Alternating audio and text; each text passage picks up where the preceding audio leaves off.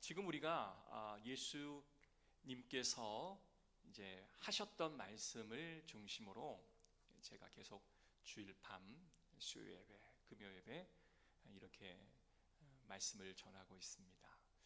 자, 지난 금요일 날은 제가 그 제자에 대한 말씀을 제가 전했고요. 예수님께서 12 제자를 세우셨던 과정에 대해서 함께 나누었고, 그 제자가 어떠한 마음을 가져야 하는지를 함께 나누었습니다. 자, 오늘 예수님께서 사역을 이제 감당하실 때 예수님 주위로 사람들이 막 몰려들기 시작합니다. 많은 사람들이 예수 주위에 몰려들었어요. 예수님께서는 그들로 하여금 자신이 군중들에게 많은 비유의 말씀들을 하십니다. 그래서 예수님이 하셨던 비유는 총 한 20가지 정도 되는데요, 그 20가지 비유 중에 오늘 이 본문의 말씀이 첫 번째로 하셨던 비유의 말씀이에요. 자, 씨가 길가에 뿌려지기도 하고 돌짝 위에 떨어지기도 하고 가시덤불 속에 떨어지기도 했다라고 하는 말씀입니다. 자, 길가에 뿌려진 씨는 사람에게 밟히겠죠? 또 공중에 새가 날아다니다가 그 씨앗을 이렇게 쪼아 먹을 수가 있을 것입니다. 그래서 열매가 맺히지 못한다. 자, 돌밭에 뿌려진 씨는 습기가 없잖아요. 그러니까 바짝 말라 움을 트기도 전에 그냥 말라 죽어버리는 거예요. 가시덤불에 뿌려진 씨는 겨우 이제 움을 터서 이제 자라다가 그 가시덤불에 찢기고 갈라져서 결국은 죽는다. 그래서 열매를 맺지 못한다라는 이 비유예요. 여러분, 비유라고 하는 것은요, 신천지가 너무 잘 써서 사실 그 비유라는 말이 좀 퇴색되기는 하였지만, 비유를 잘 쓰는 사람은 참 말을 잘하는 사람이에요. 그래서 말을 잘하는 사람은 적절한 비유를 들어서 그 현상에 대해서 쉽게 적용할 줄 알고 상대방이 잘 이해시키는 그런 사람들이 말을 잘하는 사람입니다. 그래서 이 비유를 쓴다 할 때는 우리가 생각하는 건 뭐예요? 예수님께서 많은 군중들의 어떤 지적 수준에 따라서 이해하지 못하는 사람도 있을 터이니 예수님이 하신 또한 생각하시는 그 의도를 이 비유를 통해서 잘 풀어서 이해시킬 수 있도록 하시는구나 라고 우리는 생각을 해야 하는 것입니다. 자, 그런데 이 씨 뿌리는 자는 당시 로마의 지배하에 있었던 많은 백성들은 어느 정도 이 씨 뿌리는 비유에 대해서 익히 잘 듣고 있었던 터입니다. 당시는요, 로마에서는 어떠한 그런 이야기가 이렇게 떠돌았냐면, 말씀이나 어떤 학식을 가르치는 자를, 선생을 씨 뿌리는 자로, 그리고 학식에 대해서 받아들이는 제자는 밭으로 이렇게 비유해서 말하던 그런 습관들이 있었어요. 그러니까 지금 예수님께서 하시는 이 말씀의 비유는 많은 사람들이 익히 잘 알고 듣고 쉽게 누가 들어도 듣고 이해할 수 있는 비유를 사용하셨다라고 생각하시면 될 것 같습니다. 자, 예수님께서 이 비유로 말씀하실 때는 사람들은 성경에 대해서 좀 구약에 있는 말씀을 어느 정도 들었다라고 하는 사람들은 이 예수님의 비유가 지금 이사야 6장의 내용을 다시 한번 되새기고 있다라는 것조차도 알고 있을 거예요. 당시 이사야 선지자는 6장 9절에 이렇게 말합니다. 너희가 듣기는 들어도 깨닫지 못할 것이요, 보기는 보아도 보지 알지 못하리라. 그러니까 오늘 이 본문의 말씀이 이사야 6장에 있는 내용과 매우 흡사하잖아요. 당시 이사야는 나라를 위해서 엄청난 기도를 하고 있었습니다. 근데 하나님께서 그 마음의 그 긍휼함을 가지고 기도하는 이사야에게 찾아와서, 이사야야, 네가 하는 그 기도를 내가 안다. 네가 이 나라의 백성들을 위해서 기도하는 그 마음을 내가 안다. 네가 말씀을 전해도 그들이 알지 못하고 들어도 깨닫지 못할 거야. 그러나 이것은 그들이 하나님의 말씀이 선포되었음에도 불구하고 그들이 거부했기에 그들은 결국 심판을 받을 수밖에 없단다 라는 그 말씀을 하실 때 사용했던 이사야의 6장에 있는 말씀을 오늘 누가는 인용하여 다시 말하고 있다라는 거예요. 자, 그런데 오늘 이 본문의 말씀을 우리가 잘 묵상하다 보면 한 가지 좀 문제점이 발견이 돼요. 자, 이 예수님이 이 비유를 하신 이유는 뭐냐면 보아도 보지 못하고 들어도 깨닫지 못하게 하려 하심이라. 이 말이 좀 안 맞죠. 지금까지 제가 했던 말은 비유는 알아듣기 쉽게 깨닫기 쉽게 하기 위해서 쓰는 게 비유인데 오늘 본문은 보아도 보지 못하고 들어도 깨닫지 못하게 하려고 예수님 이 비유를 하셨다라고 기록이 되어 있거든요. 자, 이 비유가 원래 사용하던 그 목적과는 전혀 다르게 예수님은 다른 목적으로 지금 사용하는 것처럼 우리 귀에는 들려온다라는 것입니다. 자, 그러면 더 큰 문제가 17절에 있는데요. 우리 17절 한번 읽어보도록 하겠습니다. 자, 시작. 숨은 것이 장차 드러나지 아니할 것이 없고 감추인 것이 장차 알려지고 나타나지 않을 것이 없느니라. 다시 한번 읽어볼게요. 시작. 숨은 것이 장차 드러나지 아니할 것이 없고 감추인 것이 장차 알려지고 나타나지 않을 것이 없느니라. 자, 이 17절 이전에 16절은 뭐라고 나와 있냐면 보십시오. 등경위라는 말이 있죠.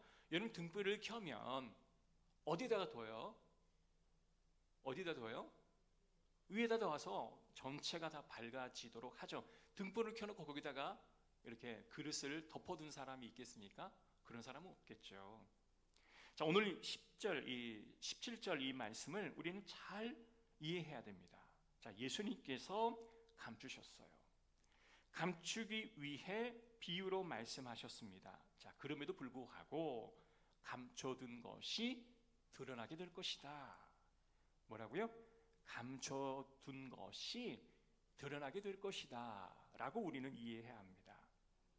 하나님께서는요 감추어 두셨지만 결국에는 드러나게 될 거야 라고 말하는 거예요. 자, 그렇다면 감춰주신 이유가 결국은 드러나게 하기 위해서 감추셨다라는 뉘앙스예요. 그럼 이게 어떤 의미고 어떠한 뉘앙스가 이 안에 담겨 있는지 우리가 이것을 이해하려면 자, 뿌리는 씨앗에 이 모든 문제에 답이 있음을 우리는 알아야 합니다.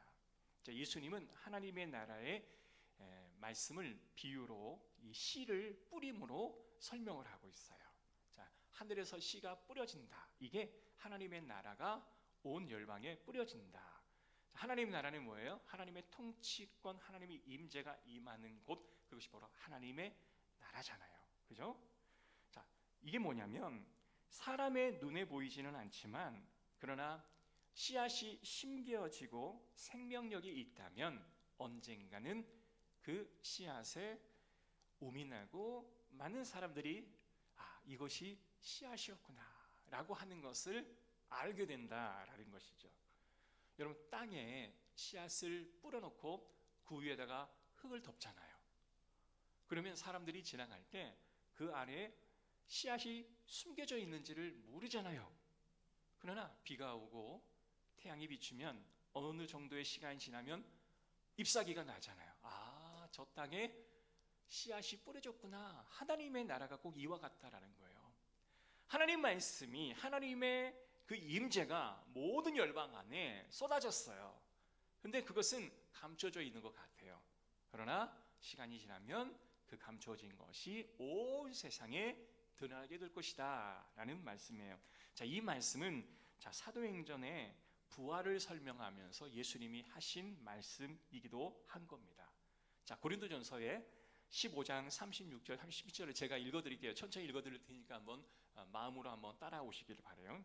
어리석은 자여, 네가 뿌리는 씨가 죽지 않으면 살아나지 못하겠고 또 네가 뿌리는 것은 장래의 형체를 뿌리는 것이 아니요 다만 밀이나 다른 것의 알맹이 뿐이로되 하나님이 그 뜻대로 그에게 형체를 주시되 그 각 종자에게 그 형체를 주시느니라. 자, 이 말씀은 사도 바울이 부활에 대해서 궁금해서 질문을 하는 제자들에게 어떻게 너희가 부활 후에는 몸을 입게 될지를 설명할 때 씨앗이 심겨졌다가 싹을 틔우고 열매 맺게 되듯이 부활은 죽은 것 같지만 결국 드러나서 열매 맺는 것처럼 모든 사람 앞에 부활의 형체로 우리가 다시 나타날 것이다 라는 거예요.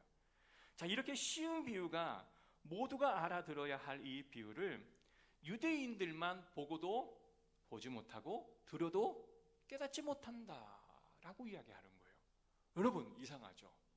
비유는 모든 사람에게 쉽게 깨닫게 하기 위해서 말한 건데 다른 사람들은 다 알아들어요. 근데 유대인만 못 알아듣는 거예요. 이게 참 이상하죠? 그래서 예수님께서 하시는 이 비유 안에는 지금 유대인들에 대한 그 몰이해와 유대인들에 대한 그 지식 없음을 주님께서는 우회적으로 그들을 지금 지적하는 그런 말씀의 내용입니다. 자, 그렇다면 우리가 너무나 잘 알다시피 왜 유대인들은 다른 사람은 다 알아듣는데 왜 그들은 못 알아들었을까? 사실은 못 알아듣는 게 아니었어요. 알아듣기를 거부한 거고 또 이해하기를 거부한 거예요. 인정하고 싶지 않은 거였어요. 여러분 그거 있죠? 알겠어. 근데 받아들이기가 쉽지 않는 거예요. 인정하기가 정말 너무 힘든 거예요. 그래서 그냥 거부하는 거죠.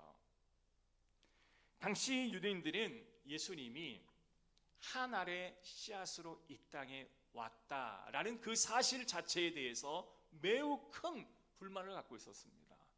아니, 예수님이 왜 보이지 않는 그 씨로, 보이지 않는 그 씨로 이 땅에 오셔야 하는가? 아니, 좀 강력한 막 무기를 가지고 이 땅을 정복하고 이 땅을 막 혁명을 일으킬 어마어마한 그런 어떤 망치와 같은 핵폭탄과 같은 그런 엄청난 무기로 이 땅에 와야 하는데 왜 그렇게 보이지도 않고 나약하고 연약하게 마구간에 와야 하는가? 그 사실 자체를 이해하거나 받아들이기가 어려웠던 거예요.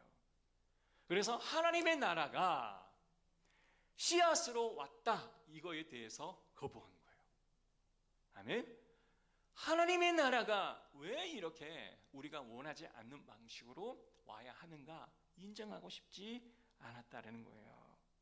그러나 하나님께서 씨앗으로 왔지만 결국 보이지 않는 씨앗으로 와서 땅에 묻혔지만 결국은 그것이 우물 터서 작은 정원이 되고 작은 어때요? 숲이 되고 밀림이 될 거라고 하는 사실은 그들은 이해하지 못했던 거예요. 그렇죠?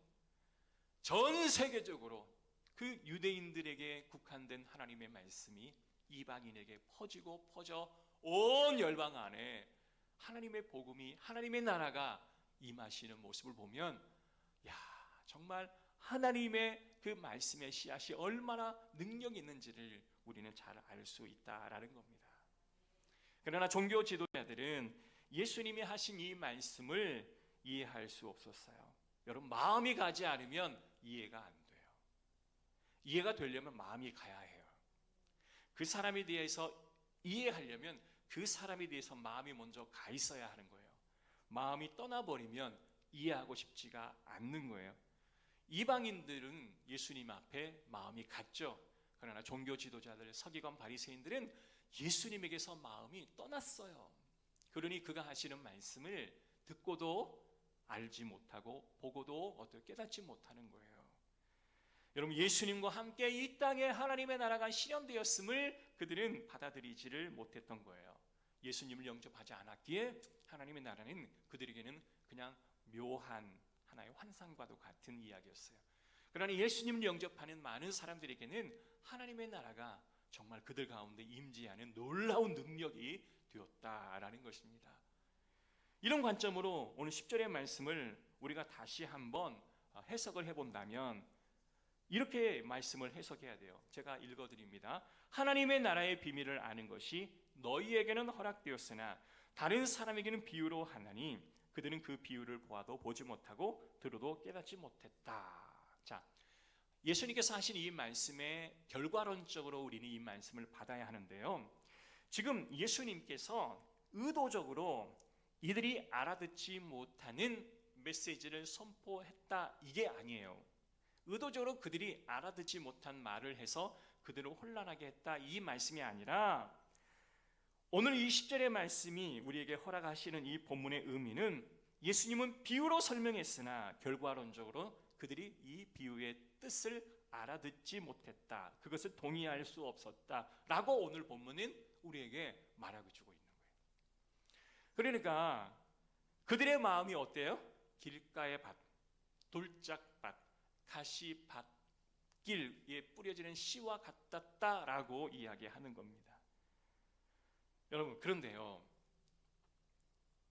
열매를 맺지 못하는 그런 마음의 밭을 가진 사람도 등장하지만, 아니 씨가 뿌려져서 옥토와 같은 곳에 씨가 뿌려져서 막 30배, 60배, 100배의 결실을 내는 사람도 성경은 소개하고 있어요. 그죠? 두 양측의 사람을 소개하고 있어요. 그 사람이 누구예요? 죄인들과 세리들이에요. 유대인들은 예수님이 왜 죄인과 세리들과 함께 식사하느냐고 비난하였지만, 결국은 하나님의 나라를 이해하는 자가 예수님을 마음에 품게 되고, 예수님을 마음에 품은 자가 곧 하나님의 그 말씀, 하나님의 나라를 수용하고 주님과 함께 동행할 수 있었다라는 거예요. 그래서 말씀이 선포되어지면 그 말씀을 아멘, 아멘 하며 받을 수 있는 사람들은 누구에서요? 죄인들과 세리, 곧 하나님과 함께 동행하던, 예수님과 함께 동행하는 그런 사람들이었다라고 말합니다. 자, 누가복음은 우리가 사복음서를 공부할 때 자주 말씀했지만 사회적인 약자를 많이 누가는 강조하고 있어요. 그래서 이 사회적인 어떤 그 개혁, 이러한 신학을 하시는 분들이 가장 선호하는 말씀의 구절이 이 누가복음이에요. 누가복음 안에는 여인의 그 이름이 12명이나 등장을 해요. 보통 여인들이 등장하는 복음서에는 다른 복음서에는 잘 등장하지를 않아요. 예수님이 그들의 이름을 불러가면서 예수님이 그들의 사역에 어떠한 영향을 끼쳤는지를 말해주고 있다라는 겁니다. 자, 인격적으로 인정받지 못하고 한 인간으로서 존중 못하는, 또한 받지 못하는 그런 여인들의 이름들이 유독 불려지고 있는 것은 뭐냐면 이 사람들의 마음이 옥토가 되었다라는 거예요. 그래서 사회적으로 인정받지 못하고 제도적으로는 제도 밖에 벗어난 사람으로서 아무런 혜택을 받을 수 없는 사람이었지만 그들의 마음이 밭이 옥토와 같아서 하나님의 나라와 예수 그리스도의 그 임재를 충분히 경험하는 사람, 곧 옥토와 같은 마음을 가진 사람이라고 이야기를 하는 거예요. 사랑하는 성도 여러분, 옥토와 같은 마음을 가진 사람들이 등장할 때 여러분, 제자들이 살았던 생애와 그가 예수님과 동행했던 일들을 한번 기억해 보시기를 바랍니다. 여러분, 예수님과 함께 동행했던 제자들이요, 했던 행동은 뭐예요? 그들도 예수님과 동행했지만 주님의 그 마음을 100% 다 이해하지를 못했어요. 그래서 예수님이 이제 십자가에 달려 돌아가시고 나서 주님의 왕국이 임한다면, 그죠? 나를 좌편에 우편에 세워주옵소서. 아니, 예수님 십자가 달려 죽으신 것조차도 인정 못했겠죠. 하나님의 나라가 이 땅에 임하면 나를 좌편에 우편에 세워주십시오라는 생각까지 했던 사람들이에요. 얼마나 어리석은 사람들입니까? 하나님의 나라에 대한 이해가 심지어 누구조차도, 제자들조차도 사실은 마음에 두지를 못했다라는 것입니다. 여러분, 잡히시기 전날 밤에 그들의 마음이 어땠습니까? 예수님을 모른다 부인하고 도망갔던 제자들도 있었지 않습니까? 이걸 본다면 우리는 뭘 생각해야 하냐면 옥토와 같은 마음은요, 타고난 게 아니다라는 말씀을 드리려고 하는 거예요. 여러분, 옥토와 같은 마음을 갖는 게요, 저분은 태어나서부터 옥토와 같은 마음을 가졌을 거야. 아니, 저분은 태어나서부터 진짜 돌짝밭, 가시밭을 그 마음의 밭을 가지고 태어났을 거야 라고 우리는 생각하잖아요. 그렇지 않다라는 겁니다. 천성적으로 옥토와 같은 마음, 돌짝 같은 마음이 가지고 태어난 건 아니다라는 거예요. 자, 그러면 예수님께서 뭘 말씀하시냐면 너희가 옥토가 되려고 한다면 어떻게 해야 하는가? 사랑하는 성도 여러분, 다 옥토 같은 마음을 갖기를 원하시죠? 아멘. 저와 여러분이 다 옥토와 같은 마음을 소유하기를 원하시는데요, 주님께서는 한 가지를 말합니다. 예수님 곁에 붙어 있으라. 자, 금요일날 제가 말씀드렸잖아요. 주님께서 제자들에게 다가와서 1대1 개인과 개인으로 귀에다 속삭이셔요. 야, 제자야, 나를 따르라. 그때 제자들이 모든 걸 버려두고 예수님을 쫓았어요. 자, 그리고 나서 그가 했던 건 뭐였냐면 예수님과 동행하는 일이었어요. 예수님과 동행하면서 예수님은 가르치고 선포하고 치유하는 모든 방식들을 그대로 다 백성들에게, 제자들에게 전수했어요.